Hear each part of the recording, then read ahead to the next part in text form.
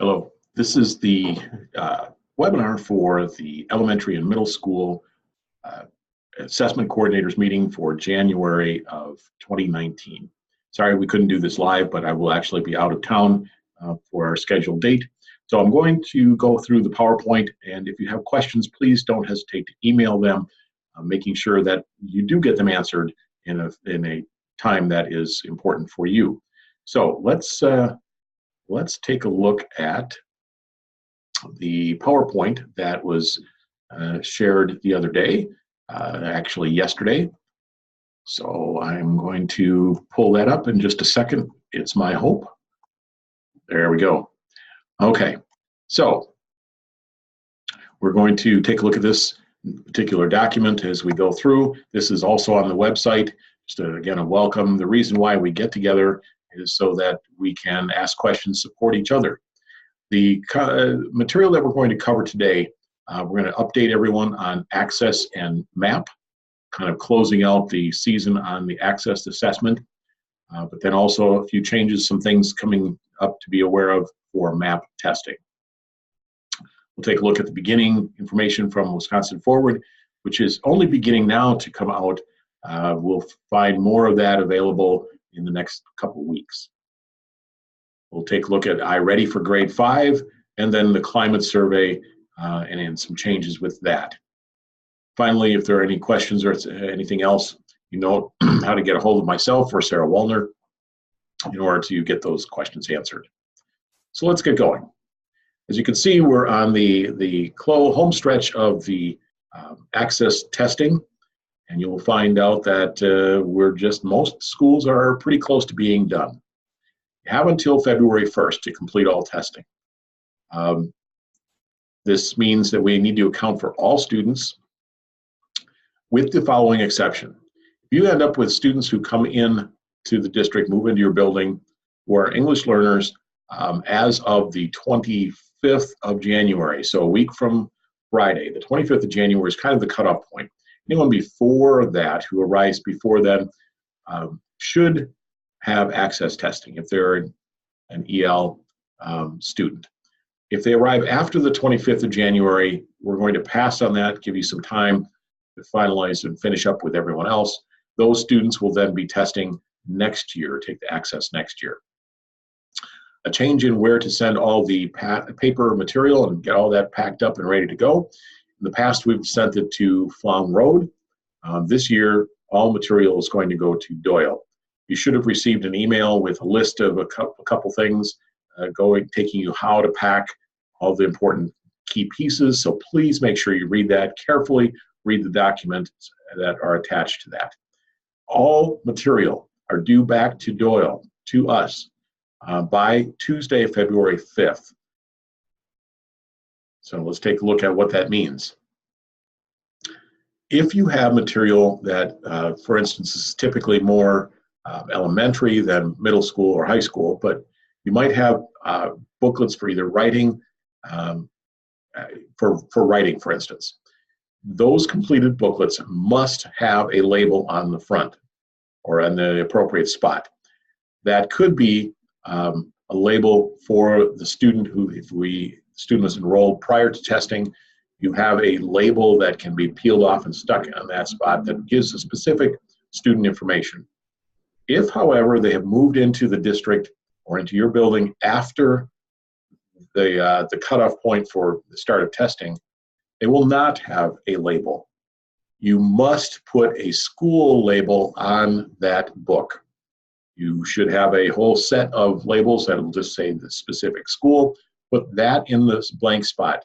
No completed test book will be scored without some kind of label. That means student does all the work, completes everything, you don't put a label on it, it doesn't get scored. So it's very critical that that happens. If the student has a label, you're done, pack it in a box, send it off to us. If they don't have a label, put the school label on it, then you need to fill in and bubble all the pertinent information that is that's being asked for on the cover of the booklet. So name, ID number, birth date, etc. All that needs to be filled out and bubbled in. Don't just put the name in, complete it with the bubbles. All of this material should be sent to Sarah Woolner in Doyle, room 205. This can be done at any time.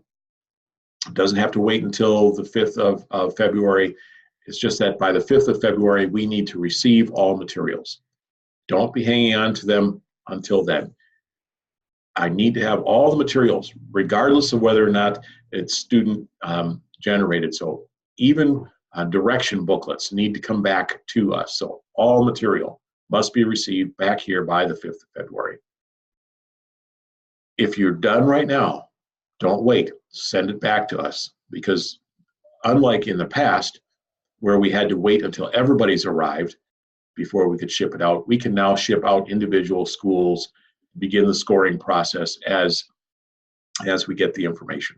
So please send it to us as you have it ready. If you have questions, please send an email or call Sarah Woolner, and she'll help you out with that. Okay, a couple of MAP testing updates. I realized that we just recently had an outage. That was a vendor issue that has been fixed. But here's number one, very critical piece. Please keep in mind that you must check with me prior to retesting a student. In the past, what I've said is that what happens is I decide based on the rationale for retesting. I don't want to waste any student time. I don't want to waste your time or a teacher's time. So testing just because they didn't get the score you thought isn't really a reason. What are the reasons why you think it's important that the student retest? So with that being said, let me give you some other reasons why retesting is important that you clear it with me.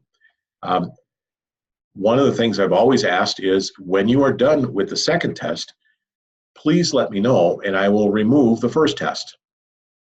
We have had cases of students with 2 or 3, even 4 tests, even in the same, for instance, they'll just continue taking the math test over and over and over and over. NWEA reports on the assessment that has the smallest standard error measure. Doesn't mean it's the lowest score. It's the smallest standard error measure. You could have 3 tests and the third one happens to be your lowest or your highest score. It's not going to be necessarily the one that they're going to pick. So I can go in manually, remove the test that shouldn't be there, and you'll get the second attempt.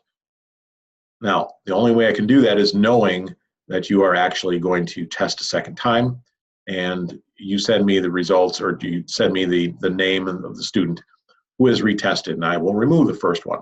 So just keep in mind that this is a process. There's multiple reasons why we do this. Second of all, map update. I've heard many stories about screen resolution issues. The students can't test because of that. Here is how you do that. Since all students are on a Chromebook, have them log into the Chromebook as themselves. This is different than actually starting the map test. Log into the Chromebook as themselves.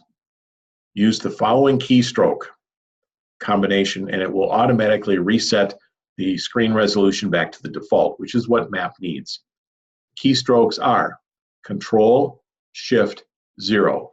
So press those 3 keys at the same time, Control, Shift, 0, and you will reset to default, the default setting, the screen resolution. Have the student log out of the Chromebook, and then as a guest, you can then click the map or the NWEA app, testing app from the app menu, and should go right in. I've heard many stories about how this screen resolution issue just continues to come back and over again. This is a shortcut, should decrease the amount of time that is involved in fixing that. Third item about MAP, the test invalidation that was created and used by NWEA in the fall has been turned off for the remainder of the year. And we're going to turn it back on for the spring, but have decided against that. So this is just new information as of yesterday. The invalidation will be turned off. here's what some changes will be beginning in the fall. Number one, when a student rapid guesses, that means 3 answers in a row that are faster than what is expected. It could be 6 seconds, it could be 9 seconds for each one. When a student rapid guesses, in the past, we've had a little symbol, a triangle symbol that shows up that says, disengaged student. And you were to go to that student and say, please re-engage in the test, take your time, etc. Now what we're going to see is that the test itself will pause. This happens in the fall, not currently, not in the spring. So beginning in the fall, the test will literally stop and wait until the proctor talks with the student and hits a restart or continue testing button. That information will be out as we go through the summer, so the changes for the fall. The invalidation of the test itself hits when students are rapid guessing for 30% of the test. So they could rapid guess 2, slow down on the third, 2 more, slow down on the third, etc. And I've seen different patterns like this. In the past, what happened was the student could continue taking the test until they were all done, and then you find out that the test is invalid. What's going to happen in the future is the test will literally stop when the student's test becomes invalid. So no more taking all that time away from the student when the test is invalidated. So hopefully that will help. We'll spend more time going over that in the fall. Last piece, practice tests are available. And again, we've had several people who've asked for this, and they've clicked on the buttons that take the practice test, and there's a password that you need. You can see on the screen that the password is, in fact, the username is GROW, the password is GROW. So just so you're aware of this and find that you can access the practice material this way. Again, any map questions, please let me know. All right, now let's take a look quickly at some Wisconsin Forward exam updates. This test window does occur in March, so we'll start towards the middle of March. I think it's the 18th or 19th, somewhere in that area. Practice items are available and will continue to be available. I strongly urge you to do this, especially with third graders who have never seen this test before. There are text-to-speech and read-aloud changes that will take place this year. There will not be a text-to-speech for any of the reading portions, none of the reading options. And a change in read-aloud is that the read-aloud can be done in Spanish. We'll take a look at some of the changes for tickets, and as well as any of the process supports for struggling readers and for ELs in just a moment. While this is not a very clear picture, you still get the idea that there are multiple levels of supports and accommodations for students. The blue area, universal tools, are for all students. These tools are available at all times. They might be highlighters, it might be lines to help you read. I don't want to call it a line reader because it doesn't read the line, but it helps you follow along the line. Page masking, contrasting colors on the page. These are all universal tools that are available to every student. Designated supports are supports like text-to-speech that would require some kind of recommendation, most likely from the classroom teacher. These are kinds of supports that should be available to all students in the classroom and used on a regular basis prior to requesting these designated supports. Finally, accommodations are required to have an IEP directly associated with the student and the accommodation. So if it's not in the IEP, it is not an accommodation. We'll spend more time on that next month when we have really a real focus on the forward exam. Again, there are 2 types of tools, both universal, designated, and accommodations. The embedded or in the software and non-embedded, so that are outside. So example of an embedded software or a tool is the what should I say? Highlighter. Highlighter is an example of an embedded tool. Small group setting is a non-embedded designated support. So they're based on teacher recommendation, and you physically have to do something with the student at your location for a non-embedded support. One of the differences between some of the differences between forward and other tests are beginning to change. You'll notice that MAP has started to have some more of the universal supports for all students, and the different kinds of supports that we're also seeing and have seen in the forward now for 3 years. But different levels of support, accommodations, embedded, non-embedded, the time that's required to prepare all of this is important as well. So if we look down at the bottom half of this, you'll see that on January 31st, you don't have to do anything, but by that time, our office will pull all the student accommodations for IEPs and 504s, as well as the information on English learners, which would include things like their DPI level. So that will be placed in a Google Sheet, and you will get that Google Sheet for your school. Once you do that, here's what we ask you to do. Number one, check to make sure that the appropriate supports are available and listed for your English language learners based on what they get in the classroom and their EL level. So this will require a team of people to sit down and to look at what the English learner is getting. You need to decide on things like struggling readers. Remember, this is focused on supports that come in every used regularly in the classroom. You will get this Google Sheet on or about February 1st.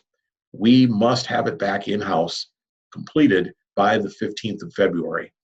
This gives us time to take that information from the Google Sheets and place it into the software, the eDirect, which is what Data Recognition Corporation, the test vendor uses, as well as making sure that we have got everybody accounted for. So things that might be highlighted would be students with open IEPs, that you would then say, oh, here's why this student isn't listed. They have an open IEP. Here are the supports and accommodations that they need. So you need to just really review things, make sure it's correct. If there are any changes that are needed, you would get that information as well. The practice exams are available right now. They're online. You'll notice at the bottom of this particular screenshot, there is an online assessments tutorial. So there are videos that are available. You can show students, you can show them as a class, you can show them to small groups or individually. If students are needing specific tools for accessing the test, these will be available in the Forward Exam Online Tools training, as well as just plain samples that you can see per content area and grade level. A couple other things. First of all, designated supports, text-to-speech will read directions and the questions and answers for everything except ELA Session 4, reading passages. Those students who have IEPs and it's suggested that there's text-to-speech. This is very strict. This beginning last year, reading the reading passages will only be available for visually impaired students who are not proficient in Braille.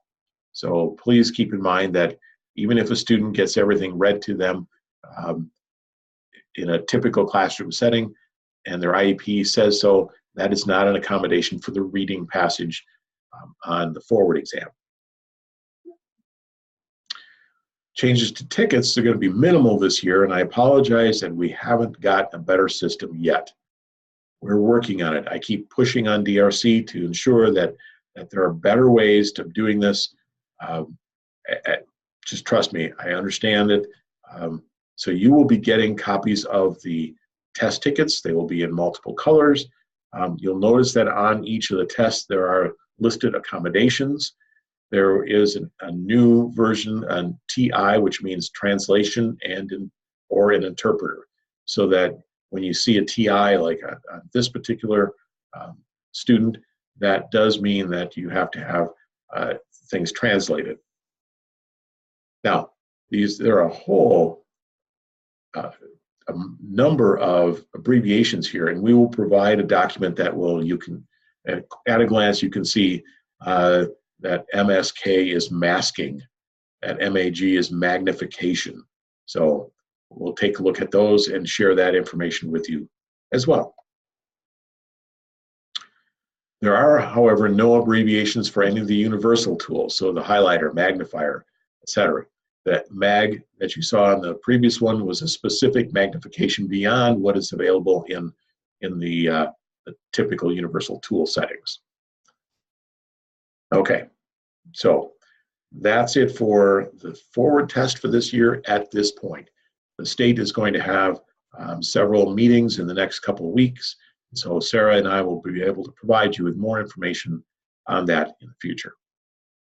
Two more topics. First is iReady for fifth graders, fifth grade math. And then the second one is the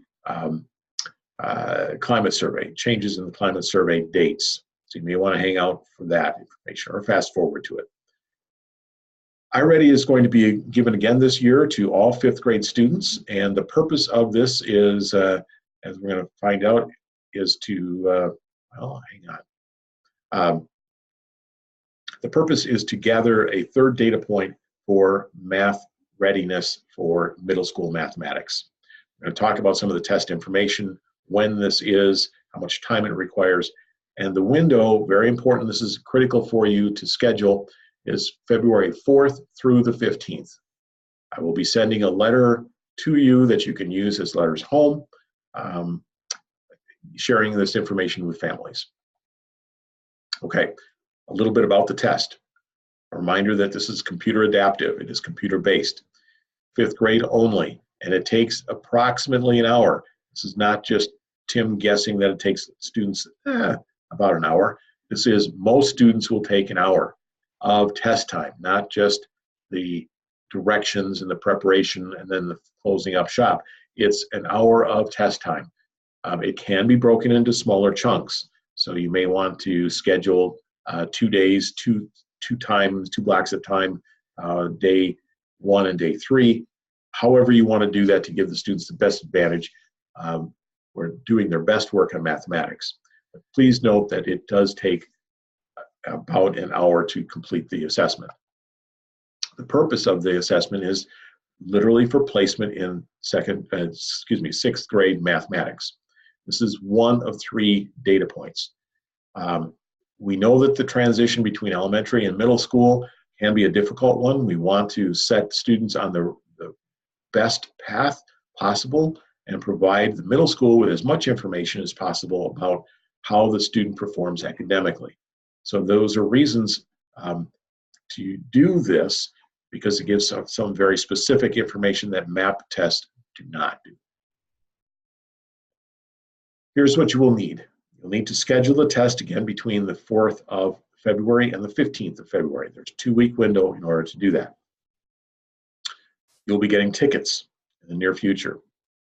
Tickets are very simple. They're very straightforward. They have the student ID number on it, the 6-digit Madison Metropolitan School District ID number, and they have the student's password, which is a lowercase x followed by month, day, year.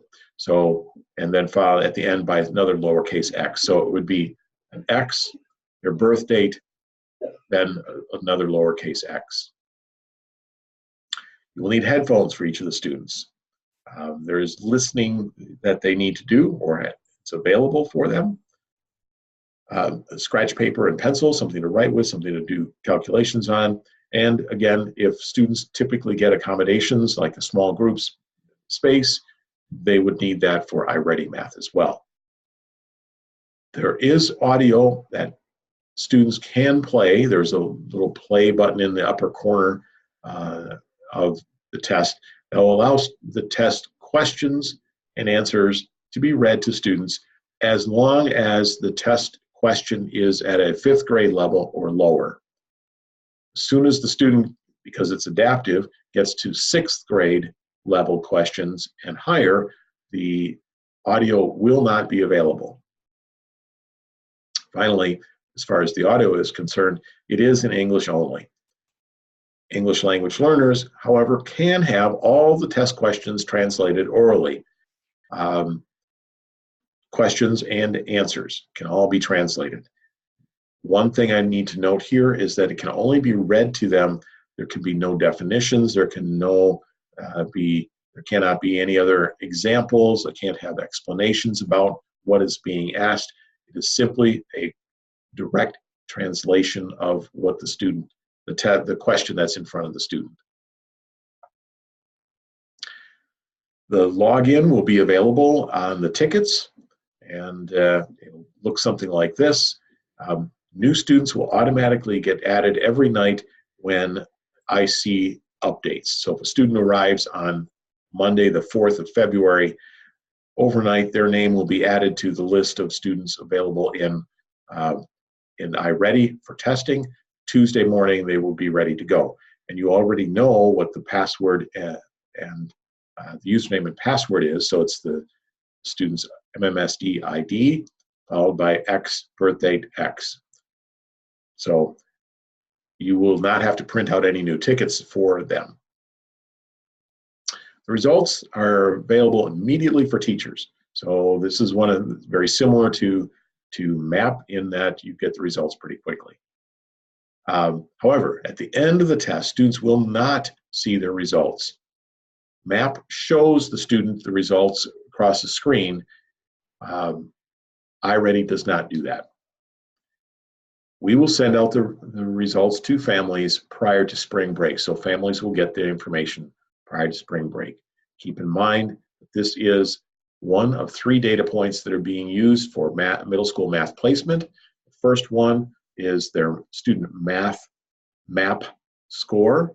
If they did not take mathematics in the winter, they will the score that will be used will be the students' fall math RIT scores.